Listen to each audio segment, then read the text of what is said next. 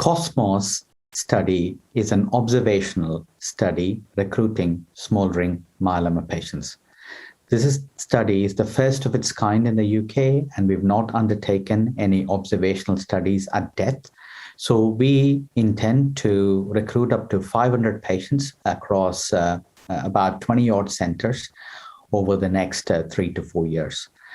What we have presented at the International Myeloma Workshop is a snapshot of the first 80-odd patients who've been recruited in about 4 sites in the UK.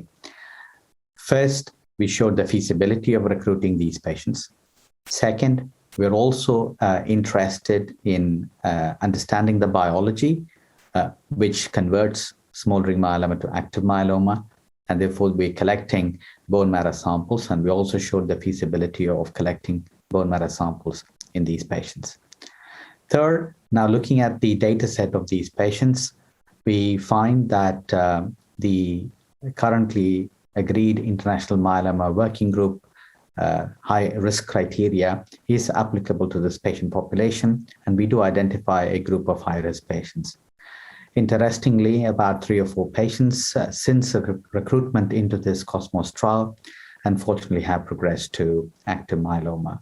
So we intend to enlarge this cohort, look at established biomarkers and criteria that's been applied in clinical practice and see whether we can validate that, as well as hope to explore and find are there any new biomarkers that we can put in the hands of clinicians and patients, which will be useful to identify these patients and to counsel them, as well as recruit them into clinical trials, because it's an active area of clinical research. And the question being, if you have a patient with high-risk smoldering myeloma, would treating these patients early and stopping them from having active myeloma improve the survival and the life chances for these patients? So this study will also help us understand our ability to do so.